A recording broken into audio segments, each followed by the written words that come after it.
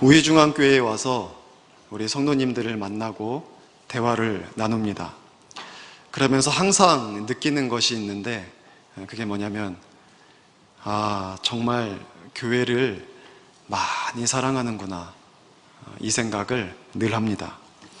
교회를 걱정하는 분들, 그리고 교회를 기대하는 분들, 교회를 위해서 수고하는 분들, 각자 모양은 다르고 방식은 다르지만 그들의 마음, 그들의 사랑은 똑같았습니다. 어떤 분들은 교회에 대해 말씀하시다가 눈시울이 붉어지시는 분들이 계셨습니다. 한두 분이 아니라 여러 분을 만났습니다. 어떤 분들은 교회를 얘기하시다가 실제로 우시는 분도 몇 분을 만났습니다. 침상에 누워 계셔서 운신이 어려운 분들을 찾아갔을 때 그분들의 입에서 나오는 말은 교회였습니다. 몸이 많이 연약해서 교회를 찾아오시는 분들을, 교회 와서 예배드리지 못하는 분들을 이렇게 뵀을 때에도 그분들의 입에서 나오는 말씀은 교회였습니다. 우리 교회 성도님들이 교회를 얼마나 많이 사랑하는지, 제가 그래서 대화를 나누면서 이런 교회를 또 어디서 만날 수 있을까 참 행복합니다. 제 스스로가 원래 행복한 목사인데 이렇게 또 너무 좋은 교회를 만나서 행복하게 사역하고 있다, 이곳에서의 사역이 너무 많이 기대가 되고, 56년 동안 우리 하나님께서 우리 교회를 붙잡아 주셨는데 앞으로 더욱더 큰 은혜 주셔서 우리 교회가 하나님이 주신 사명 잘 감당하고 하나님께 큰 영광 올려드리는 교회 될 줄로 믿습니다. 우리 교회를 사랑하고 섬겨오신 모든 분들께 목회자로서 진심으로 감사를 드립니다. 이제 여러분과 함께 정말 건강한 교회, 그리고 행복한 교회를 세워가기를 기대합니다. 우리 함께 그런 교회 만들어가요. 좋은 교회, 건강한 교회, 행복한 교회. 오늘날 사실 교회에 대해서 제가 우리 교회에 대해서 긍정적인 말씀들을 나누었지만 사실 교회의 현실을 보면 그렇게 긍정적이지 않습니다. 한국 교회를 한번 생각해 보십시오. 현 주소를 한번 보십시오. 희망적입니까? 교회를 보면은 교회가 어느덧 건강한 교회는 삼각형, 연령이 삼각형을 이루거든요. 나이가 어린 계층이 많고 올라갈수록 줄어듭니다. 근데 그 건강도를 잃어버리면 교회는 역삼각형이 돼요. 한 20년 전에 이제 한국 교회도 역삼각형이 될 때가 되었다라는 진단이 있었어요. 근데 실제 20년이 흘러보니까 역삼각형이 되어버렸습니다. 젊은 세대 인원이 너무 적고 교육부서의 영혼들이 참 적습니다. 그리고 위로 올라갈수록 조금씩 많아지지만 이 역삼각형 구조의 문제는 10년 뒤에 교회의 미래가 없다는 거예요. 그 밑에 소수의 인원이 그 다음 나이를 먹었을 때 그전에는 이만큼의 인원이 예배를 드렸다면 이제는 이렇게 줄어들게 되는 거거든요. 20년 뒤엔 또 줄겠죠. 그러면은 과연 교회의 미래가 있을까요? 소망이 별로 없는 겁니다. 교육부서의 인원이 준다는 것보다 더 안타까운 문제는 그렇게 교육부서 때 수많은 사람들이 함께 예배드리는 기쁨을 알았던 이제 30대, 40대, 그들이 30대, 40대가 되었죠. 이 젊은 가정들, 젊은 세대가 교회에서 사라지고 있어요. 허리 세대가 사라지고 있어요. 사람 몸에서 허리가 얼마나 중요합니까? 이 허리가 제일 중요해요. 허리 아프면은 무거운 것도 못 들고 제대로 이 사람 구실을 못 합니다. 일을 잘 못 해요. 근데 교회에서 젊은 이제 분들, 이 30, 40대 교회 허리인데 이 허리가 사라지고 있어요. 그러니까 교회는 예전처럼 일을 해야 되는데, 예전처럼 사역은 있는데 교회가 제대로 그 일들을 감당해낼 수 있는 힘은 없는 거예요. 사역은 있지만 그게 잘 안 되는 겁니다. 전도를 합시다. 이제 우리 이번 목요일, 수요일부터 또 전도를 할 텐데 전도를 합시다 라고 해도 전도하러 오시는 분들이 연세 드신 분들 소수. 예전에는 많았다고 하더라고요. 많았다고. 이제 신방 다니다 보면은 저 멀리까지 차 타고 갔는데 여기까지 전도 왔습니다. 정말 그렇게 다녀서 인원이 그렇게 충분했고 열심히 전도했는데 지금은 전도하러 오시는 분들이 5명 내외, 그것도 연세 드신 분들. 한 분 권사님은 여러분 잘 아시지만 전도 때문에 무릎 아픈 거를 진통제 맞아가면서 전도를 나오시다가 이제 방학에 들어가니까는 바로 수술을 받으셨어요. 무릎 수술을. 양쪽 무릎을 다. 그리고 이제 퇴원을 하셨는데, 그렇게 여러분, 그렇게 무릎도 성하지 못해서 진통제를 맞아야만 전도할 수 있는 그런 연세 드신 분들 말고는 교회에서 이제 일할 분이 없는 겁니까? 지금 교회 현실이, 지금 이게 우리 교회의 얘기만이 아니라 한국 교회가 그런 상황으로 지금 돌변하고 있습니다. 변화되고 있어요. 물론 우리 사회적인 현상과도 깊이 관련되어 있습니다. OECD 국가 중에, 우리나라는 왜 OECD에 들어가서 자꾸 이런 진단이 나오는지 모르겠는데, OECD 국가 중에 자살률 1위가 어느 나라입니까? 우리나라예요. 무슨 말입니까? 현실에 소망이 없다는 거예요. 살아가기가 너무 힘들다는 겁니다. 여러분, 출산율 제일 낮은 국가가 어디입니까? 우리나라입니다. 무슨 말입니까? 미래도 소망이 없다는 겁니다. 현재도 소망이 없고 미래도 소망이 없는 거예요. 젊은 가정들이 어떻게든 살아야 되니까 밖에 나가서 힘써 애쓰고 노력하다가 주일날 와서 한번 예배 드리는 것도 육신이 피곤하고 허락이 되질 않는 거예요. 이 시대는 진짜 젊은이들의 고열을 짜서 유지해 나가는 것 같아요. 밤잠 못 자가고 새벽에 일찍 일어나서 자녀들 얼굴도 자는 얼굴 보고 나와서 잘 때 들어가는 거죠.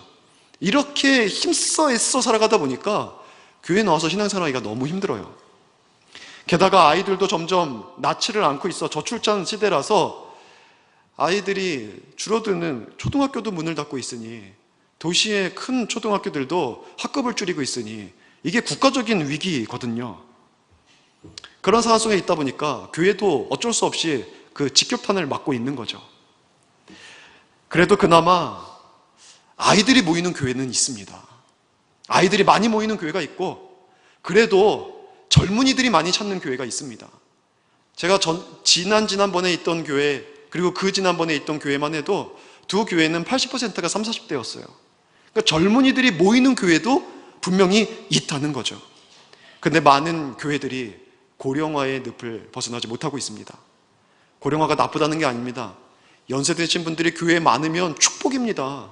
동양권에서는 연세 드신 분들이 어린아이보다 훨씬 더 경험이 많고 분별력이 탁월하기 때문에 훨씬, 교회가 아니라 세상에서 훨씬 더 귀하게 볼 줄 아는 문화가 동양권이에요. 어르신들이 많다는 건 정말 좋은 일입니다. 그리고 여러분, 저도 한 500년 살 거니까 여러분도 조금 덜 발달했으니까 한 200년은 사십시오. 오래 사셔야 됩니다. 오래 사셔야 됩니다. 근데 문제는 그만큼 밑에도 삼각형을 이루어서 많아야 되는데 밑에가 없다는 게 큰 문제죠. 여러분, 그 중에 우리가 생각해야 되는 한 가지 요인은 젊은이들을 받아들일 수 있는 이해력, 수용력, 포용력, 그들을 향한 관용, 그들을 이해하는 문화, 그게 교회 가운데 사실은 없어요. 교회처럼 좋지 않은 의미에서 보수적인 단체가 없거든요.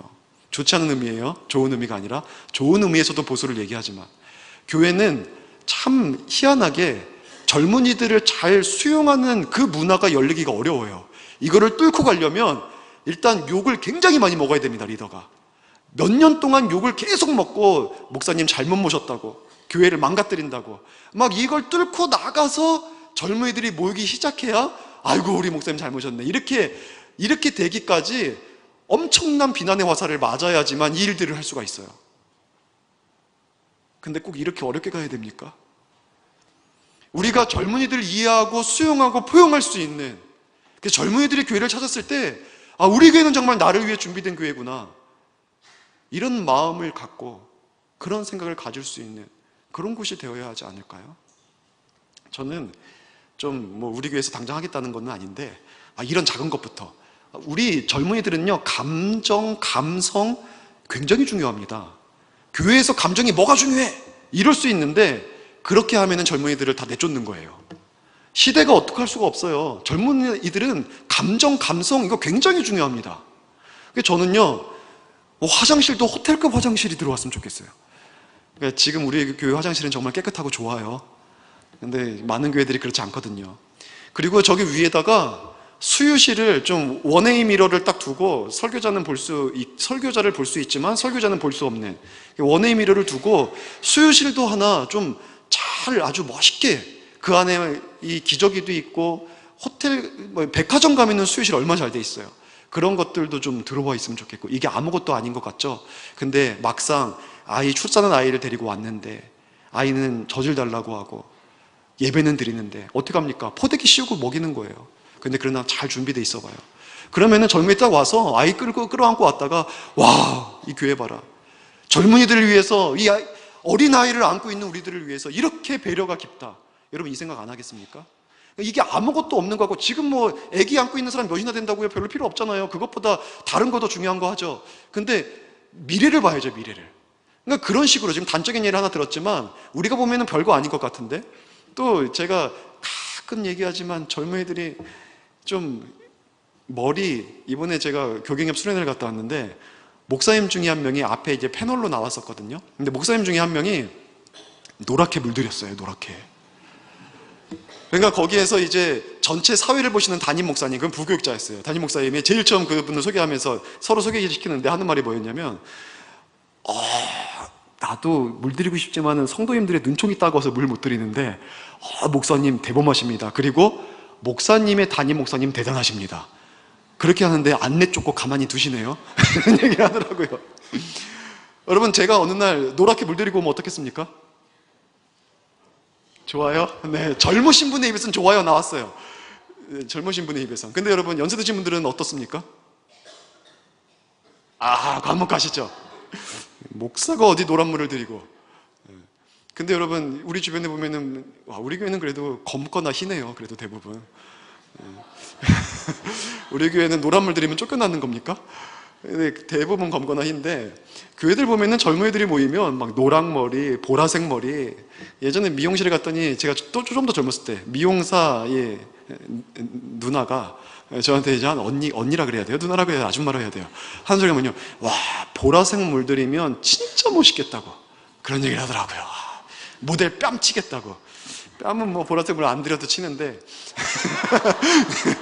이게 우리가 그런 아이들을 보면서, 야, 진짜 머리 색깔 이쁘다, 이렇게 얘기해 줄 수 있는 교회면 얼마나 좋을까요?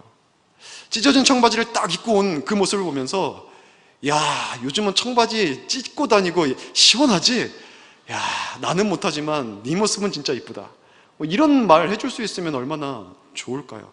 짧은 치마 입고 딱 온 이 아가씨들을 보면서, 나도 너만 할 때는 어울렸었을 텐데 지금은 못 입는데 진짜 젊은 게 이쁘다. 젊은 게 이쁜 거잖아요. 실제로 절대적인 가치로 보면 별로 안 이뻐도 젊음은 이쁘더라고요. 근데 그런 것들을 통해서 우리가 서로 칭찬해주고 용납해주고 받아줄 수 있는 교회라면 얼마나 좋을까요? 여러분, 제가 딱 이런 말을 했을 때 젊은이들이 많이 모이는 교회는요, 환호성이 나옵니다. 근데 우리 교회는요, 심각한 표정들이 돼요. 심각해져요. 교회가 그러면 안 되는데, 교회가 그러면 안 되는데, 막 이런 표정으로 저를 바라보고 계세요. 여러분, 이러한 문화 속에서는 젊은 사람들이 모일 수 있는 풍토가 안 되는 거예요. 어떡하겠습니까? 그러면 우리는 그냥 인정하고 가야 돼요. 그냥 우리 연세 드신 분들을 위한 교회다. 우리는 특수목회 하는 거죠. 그래서 우리는 20년 뒤에 그냥 교회 땅 팔고 20년 뒤에 교회 문 닫고 그냥 연세 드신 분들 잘 행복한 교회 만들고 끝내자. 여러분, 이렇게 제가 좀 굉장히 극단적으로 얘기했는데, 그냥 그렇게 갈 거 아니라면 우리는 젊은이들을 위한 배려가 있어야 돼요. 젊은이들을 위한 문화 형성이 있어야 되고, 그들을 향한 칭찬, 포용, 수용 있어야지 교회가 모입니다. 교회 가면은 막 맨날 야단만 치는 거예요. 그럼 누가 교회 오려고 하겠습니까? 밖에서도 힘들게 살고 사회생활 하면서도 욕먹고 있는데, 교회 와서 위로받고 싶은데 교회 와도 욕먹는 거예요. 머리 때문에 욕하고, 화장 때문에 욕하고, 옷 입은 것 때문에 욕하고, 막 뭐라고 계속 야단치는 거예요. 막 행동거지 때문에 욕하고, 인사 안 한다고 욕하고. 인사 안 하면 어른이 먼저 하죠 그럼 되잖아요, 그죠? 애들이 인사 안 하면 아이고 안녕하세요, 아이고 반갑다 이러면 되는 거 아니에요. 그러자고 뒤에 가가지고 저것은 머리에 피도 안 마른 게 인사도 못 한다고 막 그러면서 엄마 누구야, 엄마 누구야, 엄마 찾아가지고 얘기하고 막 이렇게 하지 말고 먼저 인사하면 되는 거죠. 먼저 인사하면. 그러면서 우리가 좋은 교회는요, 남이 만드는 게 아니라 내가 만드는 거거든요. 그렇게 만들어가야 좋은 교회가 될 수 있습니다. 그래야 우리 교회가 역삼각형을 탈피하고 다시 삼각형 건강한 교회로 갈 수 있지 않겠습니까? 한국 교회는 위기 가운데 있습니다. 사회적으로 보면은 다원주의, 또 범신론, 종교화합, 이러한 명목으로 기독교를 코너로 몰고 있어요. 왜냐하면 우리는 알거든요. 실제로 실존하는 신은 하나님밖에 없다는 걸 우리가 알거든요. 나머지는 인간의 욕심이 투영됐거나 인간이 본받을 만한 인간의 가르침을 가지고 종교화시킨 그러한 신이 없는 종교예요. 그래서 불교 같은 거 보세요. 내가 신이 되겠다는 거 아닙니까? 내가 신이. 그게 목적이에요. 목표예요. 내가 신이 되는 거. 범신론이 되었어요. 모두가 신이에요. 뉴에이지 영향, 인도 힌두교 영향.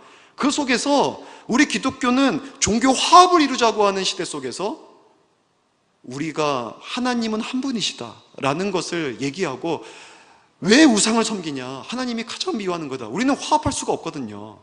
그러니까 점점 더 적대, 대적 받고 있는 겁니다. 거기다가 진짜 우리가 부끄러울 수밖에 없는 것은 사회 속에 노출된 기독교의 모습은 건강한 모습이 아닌 거예요. 도덕적으로 타락해 있고 윤리적으로 문제가 많고 사회를 책임져 주지 못하는 이러한 모습 속에서 수많은 사람들이 이제는 기독교의 모습을 다 볼 수 있거든요. 기독교 내에서 아예 세상에다가 기독교를 스스로 고발합니다. 이것이 좋은 건 아니에요. 근데 그러다 보니까 교회를 다 알아요. 민낯을 공개하고 있어요. 교회가 하나님의 나라의 모형이지만 연약하고 부족한 사람들이, 성화의 과정 속에 있는 사람들이 모인 곳이기 때문에 우린 다 연약합니다.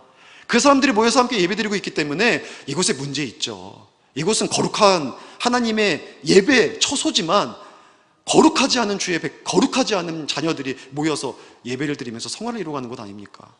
그러다 보니까는 연약한 부분들이 있는데, 세상 사람들은요 기준이 높아요. 교회는 달라야지, 교회는 달라야지. 예, 조금씩 더 나아져야죠. 하지만 문제는 많단 말이에요. 그런 것 속에서 사회를 책임져 주는 교회가 아니라, 사회를 걱정하는 교회가 아니라 오히려 사회가 교회를 걱정하고 있죠. 이런 현실, 교회는요 이제 표류하고 있는 것 같습니다. 방향을 잃어버린 것 같아요. 어디로 가는 게 옳은 것인지 모르는 상황인 것 같아요. 교회는 이제 사막 한가운데 딱 놓여 있는 것 같아요. 망망대해에 떠 있는 것 같아요. 그런 상황이 바로 우리 교회의 실존입니다. 여러분, 그러나 걱정할 필요는 없습니다. 왜냐하면 하나님께서는 역사적으로 언제나 교회는 그런 상황 속에 있어 왔고, 하나님은 그런 곳에서 교회를 지키시고 영화롭게 하셨습니다.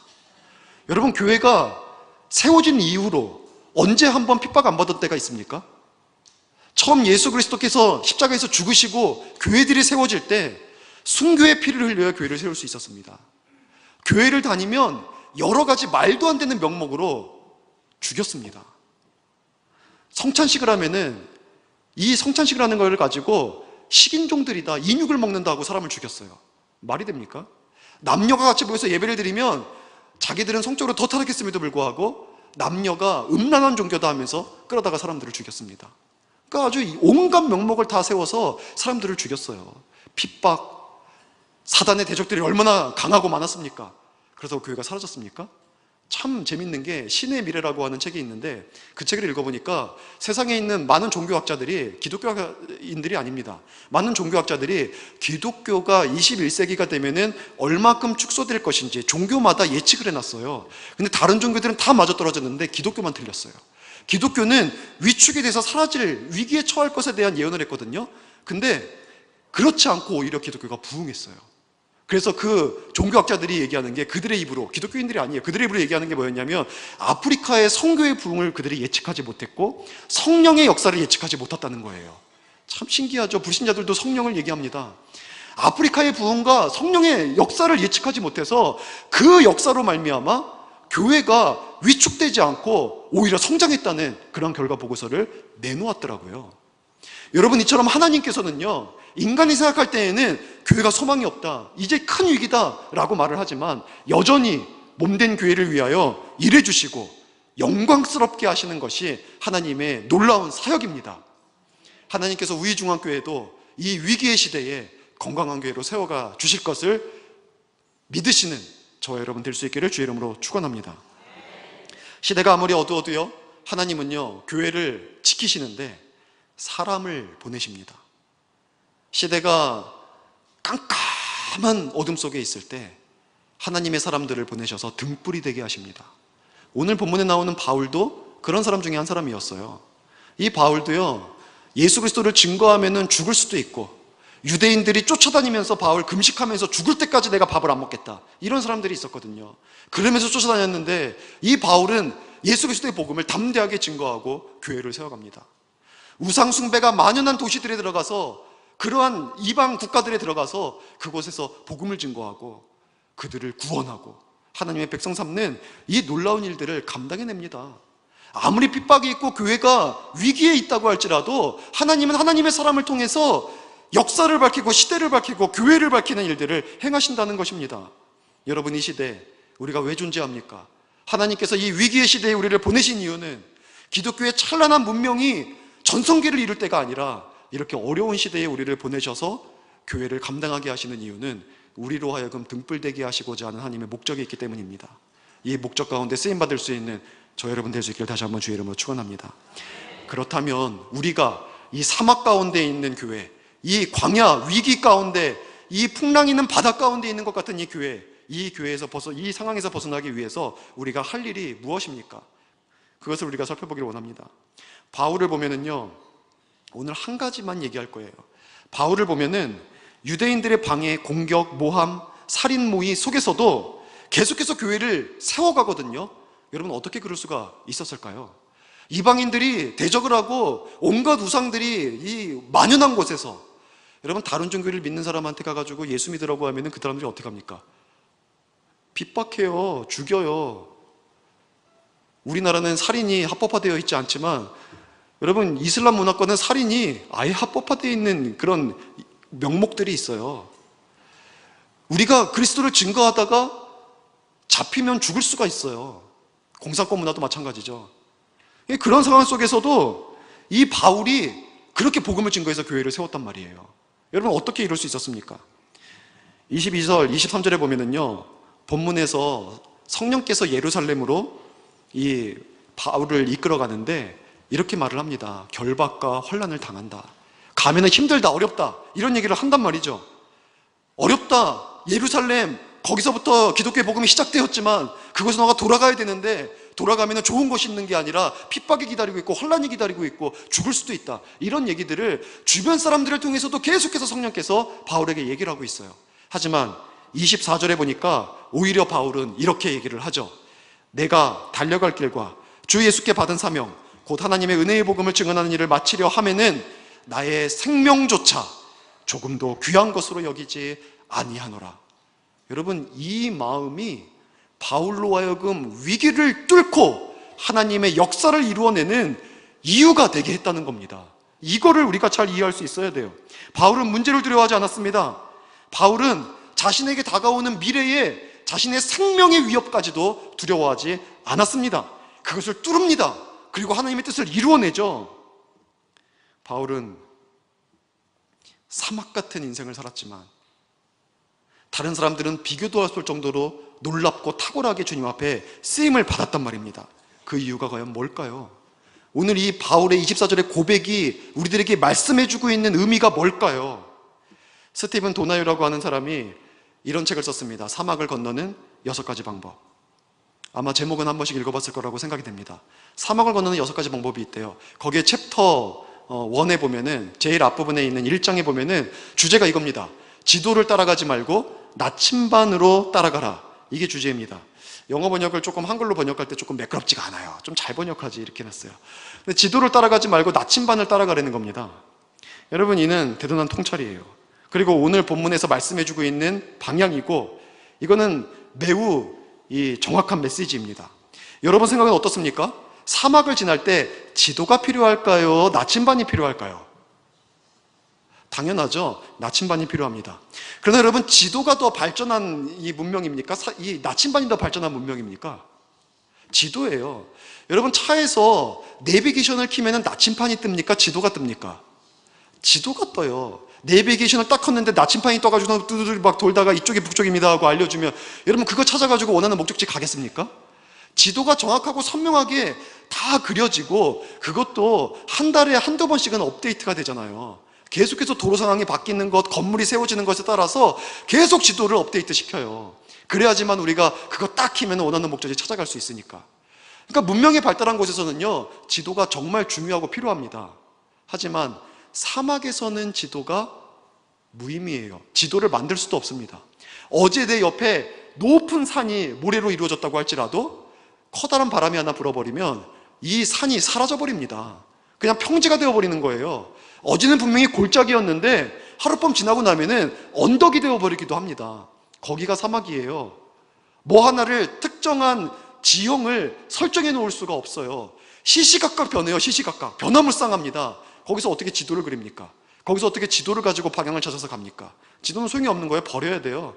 지도조차 없어요. 그냥 없는 겁니다. 경계선만 있죠. 근데 경계선도 요즘 계속 확장되고 있다고 하지 않습니까? 그곳에서 우리에게 필요한 것은 뭐냐면 방향, 북쪽이 어디고 남쪽이 어디고, 그래서 동서까지도 알게 해주는 이 나침반이 필요한 겁니다. 이 나침반이 있어야 제대로 된 방향으로 갈 수 있는 겁니다. 여러분, 우리들의 인생이 바로 그렇고 우리들의 교회의 현재 상황이 바로 그렇습니다. 우리는 광야 같은 인생길을 삽니다. 여러분, 인생길에 청사진 갖고 가는 분 계십니까? 지도 가지고 뭐 하면은 어떤 복이 있고 어디로 가면은 어떤 은혜가 있다, 이거 가지고 다니시는 분 있습니까? 예기치 못했던 일들이 무수히 우리 삶 속에서 벌어집니다. 우리는 광야 인생길 살아가는 거예요. 사막길 걷는 겁니다. 성경에서는 이 구약에서는요, 시편에서 그러잖아요. 인생을 풍랑이 있는 바닷가에 놓여있는 배로 비유하잖아요. 항해하는 배예요. 망망대해 속을 우리는 항해하고 있습니다. 언제 파도가 칠지, 언제 고래가 가까이 올지, 언제 밑에서 이 빙하가 있을지, 이걸 전혀 예측할 수 없는 상황을 우리는 걸어가고 있다는 게, 그게 우리 인생입니다. 우리 교회도 마찬가지죠. 아까 제가 말했지만 이렇게 암담한 현실 속에서 우리는 목회하고 있고 신앙생활을 하고 있습니다. 그렇게 살아가고 있어요. 이때 우리들에게 필요한 것은요, 매뉴얼이 아닙니다. 정해져 있는 어떤 관습이 아닙니다. 우리에게 필요한 것은 뭐냐면 나침반이에요. 나침반. 우리에게 방향을 하나님께서 보여주시면 그 방향조차 따라갈 수 있어야 하는 것입니다. 우리는 그러면 나침반이라는 게 과연 무엇일까요? 나침반은요, 우리가 일반적으로 알죠. 가야 할 방향을 알려주는 남극 NS 해가지고 이 북쪽과 남쪽을 알려주는 게 나침반입니다. 지구가 가지고 있는 자기장 그거 영향을 따라서 이게 돌아가지고 북쪽 알려주는 게 나침반이잖아요. 그래서 우리가 지형이 바뀌는 사막 같은 곳, 또 항해하는 바다, 아니면 길을 잃어버렸을 때 산속에 들어갔다가, 이런 경우에는 나침반이 있어야 살 수가 있어요. 방향을 아니까 나올 수가 있잖아요. 그게 나침반입니다. 근데 우리의 삶 속에 있어서 나침반은 과연 무엇일까요? 오늘 바울의 이 얘기에 보면, 여기에 보면 나침반이 나옵니다. 여기서 바울에게 있어서 나침반이 가리키는 것이 뭐였냐면 하나님의 은혜의 복음을 증언하며 살아가는 일이었습니다. 이것이 그의 인생에 있어서 그가 가야 되는 방향이에요. 하나님은 나침반을 통해서 그것을 보여주셨어요. 특별히 이방인들을 향하여 나아가서 은혜의 복음을 증거하라. 그러니까 어떤 도시에 들어가서 새로운 사람을 만나고 새로운 문화를 만나고 새로운 우상을 만나도 하나님이 보여주신 나침반은 그들에게 복음을 증거해서 하나님의 사람 만들고 교회를 세우는 거거든요. 그러니까는 방법은 다 달라요. 설교 내용도 다릅니다. 근데 그 방법과 설교 내용은 다르다고 할지라도 목적은 하나예요. 방향은 하나예요. 그곳에서 복음을 증거해서 영혼 구원하는 거. 그게 이 바울에게 있어서 나침반이라는 거예요. 이 사명을 감당하는 데 있어서는 나는 생명을 조금 더 귀한 것으로 여기지 않겠다, 이렇게 말하고 있잖아요. 이게 나침반입니다. 이 사람의 나침반이에요. 그런데 또 하나의 나침반이 보입니다. 그게 뭐냐면, 그러므로 나는 예루살렘에 반드시 가야겠다는 거예요. 그의 목적지, 그의 방향이 예루살렘을 향해서 고정되어 있습니다. 하나님이 그 방향을 주셨어요. 이것도 역시 그가 가지고 있는 나침반입니다. 근데 여러분, 이 두 개의 차이가 있어요. 그의 인생 전체를 향한 목적이 있죠. 복음을 증거해서 이방 가운데 교회를 세우고 하나님의 나라를 확장시켜 나가는 것이 그의 인생의 나침반이었거든요. 근데 그 가운데에 한 곳, 예루살렘을 향한 작은 나침반을 하나 소유하고 있는 겁니다.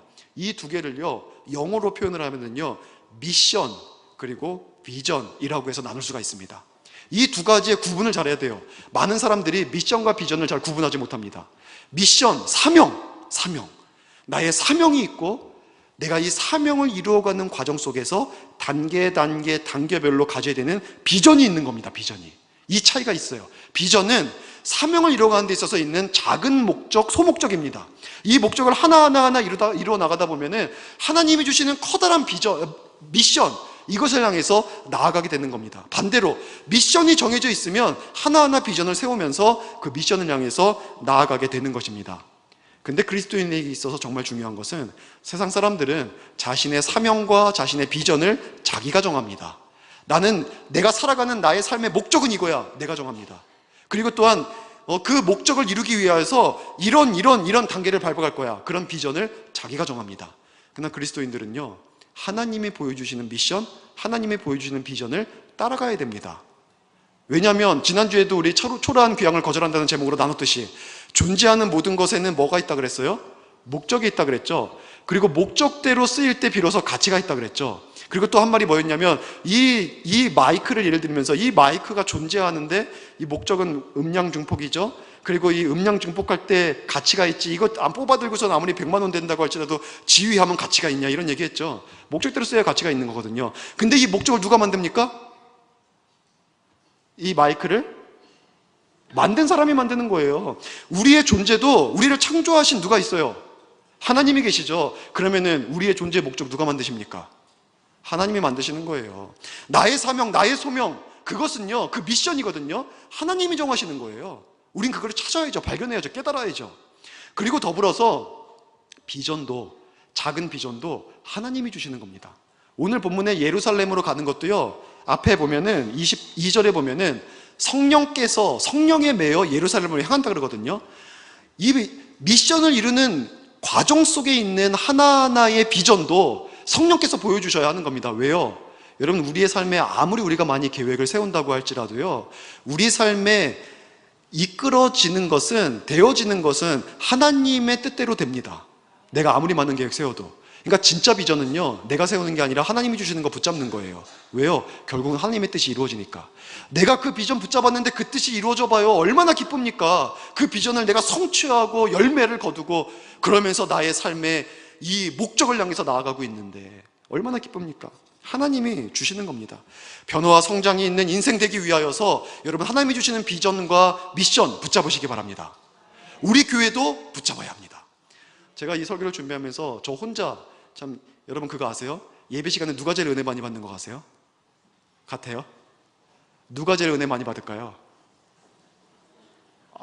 권사님, 제가 은혜 제일 많이 받습니다. 너무 감사합니다. 사실은요, 목사 혼자 흥분해서 은혜 받습니다. 거의 성도님들은 졸려 죽겠는데, 목사는 은혜 받아가지고 막 90분, 막 2시간 설교하고 싶은 거예요. 막 은혜 제일 많이 받습니다. 근데 설교 준비하면서 참 행복했던 게, 설교를 준비하는데 원래 제가 변화와 성장을 위한 로드맵이라는 주제로 계속 나가고 있잖아요. 오늘 그 시리즈 설교 중에 하나입니다. 이거를 잡았을 때에는 개인, 여러분을 향해서 미션과 비전의 중요성을 알려주고 싶었어요. 근데 지금은 이제 병행하고 있죠. 교회도 병행하고 있잖아요. 근데 그거 잡고 나서 나중에 알게 된 것이 교회의 설립 기념주일, 감사주일이 오늘이라는 거예요. 그걸 얼마 전에 알았습니다. 그래서 이 본문을 묵상하는 가운데, 이게 개인을 향한 미션이고 비전이기도 하지만 또 우리 교회를 향해서도 얼마든지 이게 나눠질 수 있는 말씀이구나 하면서 너무 좋았고, 다음 주가 뭐냐면 우리 교회를 향해서 제가 비전을 선포하려고 계획을 해놓은 주예요. 다음 주가. 그래서 비전 1830이 다음 주 설교 주제거든요. 근데 그래서 그걸 준비해놨는데, 이 미션을 오늘 얘기하고 다음 주에 비전을 딱 얘기하면 이게 또 톱니바퀴가 딱 맞아떨어지듯이 딱딱딱딱딱딱 이게 맞는 거예요. 이거 누가 하는 겁니까? 하나님이 하시는 거 아닙니까? 하나님이? 저는 제 나름대로 계획을 세웠지만 이게 다 하나님이 하시는 일 속에서 미션과 비전이 딱딱딱 맞으면서 교회적으로 선포할 내용이 생기고, 이 과정들이 딱 맞아떨어지는 걸 보면서 진짜 하나님 너무 멋있다, 진짜 놀랍다 이게 아니라 멋있다, 진짜 멋있다, 멋지다, 하나님 멋있어요. 이런, 하나님 정말 하나님 형상대로 저 창조한 거 맞는 것 같아요. 저도 멋있는데 하나님 멋있네요.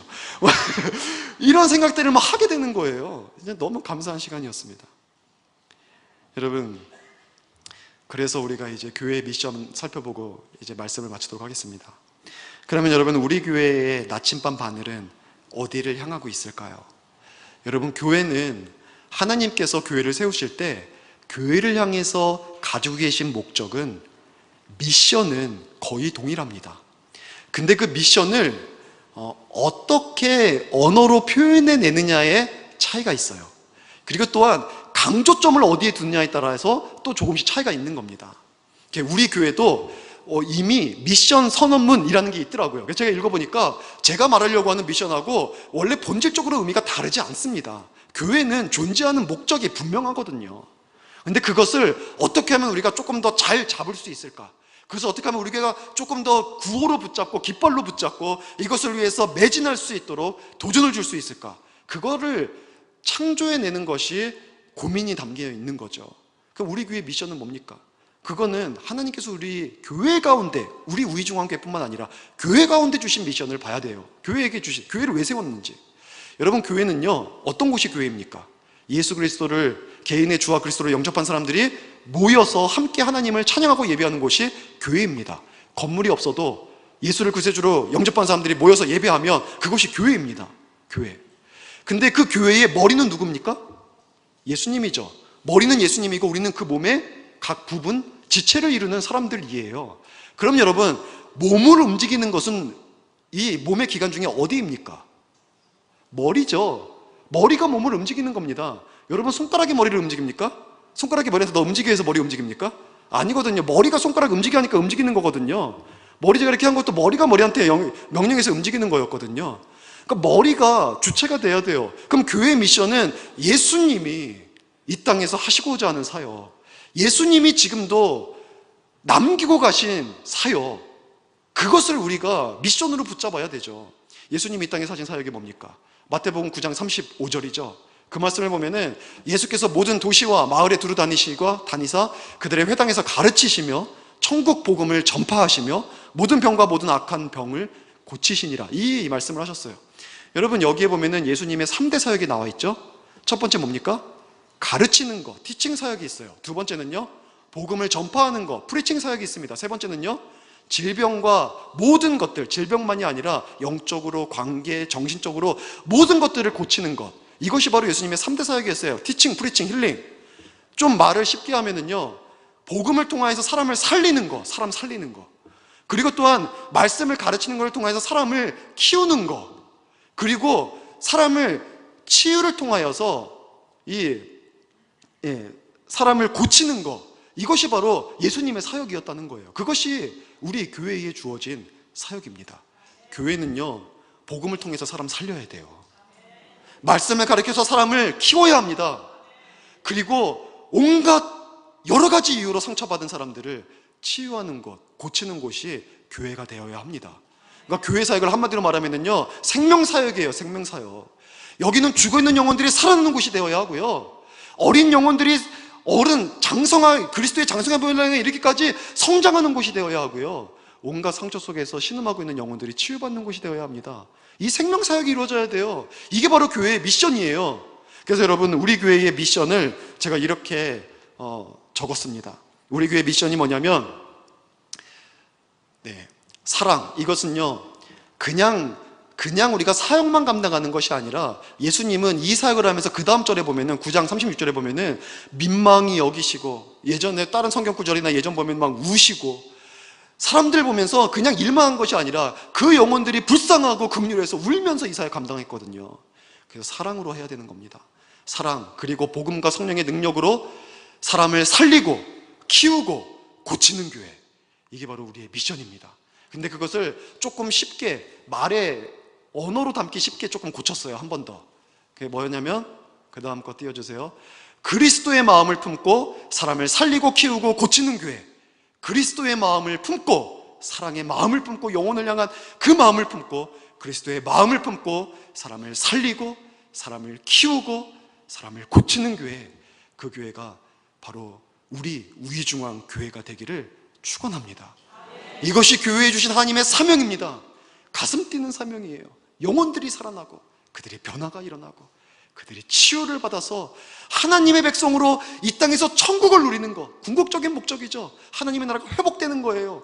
의와 평강과 희락이 회복되어서 기쁨이 있는 삶을 살아가게 하는 것이 궁극적인 목적입니다. 여러분, 이 미션을 우리 교회가 언어만 조금 바꿨는데 원래 우리 교회 미션이고 모든 교회의 미션입니다. 이 미션을 우리 교회가 하나님의 나라가 이 땅에 온전히 임할 때까지 감당해 나갈 수 있다면 하나님은 우리 교회를 영화롭게 하시고 아무리 혼란한 세상을 살아간다 할지라도 정확한 방향으로 나가기 때문에 실족할 리가 없습니다.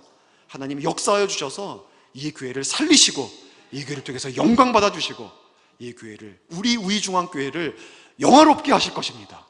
이 은혜를 누릴 수 있기를 주의 이름으로 축원합니다. 이제 말씀을 마치겠습니다. 설립 56주년을 맞이했습니다. 설립 56주년 동안 제가 함께한 시간은 고작 몇 달밖에 안 되네요. 앞으로 더 많은 시간 여러분과 함께 하면서 정말 하나님이 원하시는 건강한 교회를 세워가기를 소망합니다. 주께서 주신 사명 우리 함께 감당합시다. 표류하는 세상 속에서 교회가 변질될 수 없어요. 넘어질 수 없어요. 하나님께서 붙드셔서 영화롭게 하실 겁니다. 그것을 위해서 우리를 보내주셨습니다. 우리 다 함께 한마음 한뜻이 되어서 교회를 사랑하고 영혼을 사랑함으로 헌신하여서 우리 우이중앙교회가 56년 동안에 어떤 영광스러운 순간이 있었다고 할지라도 그 모든 영광을 덮을 수 있는 새로운 영광의 시대를 함께 열어갈 수 있기를 주의 이름으로 간절히 축원합니다. 우리 같이 함께 기도하시겠습니다. 하나님 아버지 감사드립니다. 주님께서 피 흘려 세우신 우리 우이중앙교회, 이곳에 우리가 속하여서 은혜 받게 하시고 예수 그리스도를 만나게 하시고 하나님의 말씀 가운데 뜻을 발견하며 살아가는 축복을 주시니 진심으로 감사를 드립니다. 이곳에서 하나님 우리의 자녀들이 믿음 가운데 성장하게 하시고 우리 개개인이 은사와 직분을 따라 주의 나라 위에 충성하게 하시니 진심으로 감사를 드립니다. 하나님 우리 교회를 붙잡아 주셔서 광야 같은 세상, 사막 같은 환경, 망망대해를 건너가 같은 그런 상황 속에서도 분명한 하나님이 주시는 나침판을 가지고 길 잃어버려 표류하는 교회가 아니라 하나님이 원하시는 목적, 주신 사명 감당하는 교회 되게 하여 주시옵소서. 예수 그리스도께서 하셨던 것처럼 영혼을 사랑함으로 영혼을 살리고 영혼을 키우고 영혼을 고치는 교회 되게 하여 주시옵소서. 그래서 하나님의 나라가 우리 우이중앙교회와 속한 모든 가정들 가운데 임하게 하여 주시옵소서. 하나님 오늘 하나님께 감사하면서 우리가 귀한 예물 드렸습니다. 이 예물 주님께서 받아주시고 주님의 나라 위에 사용하여 주시옵소서. 특별히 교회를 사랑하는 마음으로 우리에게 복된 교회 주신 것에 감사하면서 오늘 우리가 설립 감사 예물을 특별히 준비해서 드립니다. 우리 마음 가운데 소망 주시고 깊은 감사 주시고 은혜에 대한 고백을 주시고 물질을 드릴 때에 그 마음 다 담아 드리게 하시며 이 물질이 주님의 몸된 교회 위에 귀하게 쓰이게 하여 주시옵소서. 감사드리며 예수님의 이름으로 기도드렸사옵나이다. 아멘.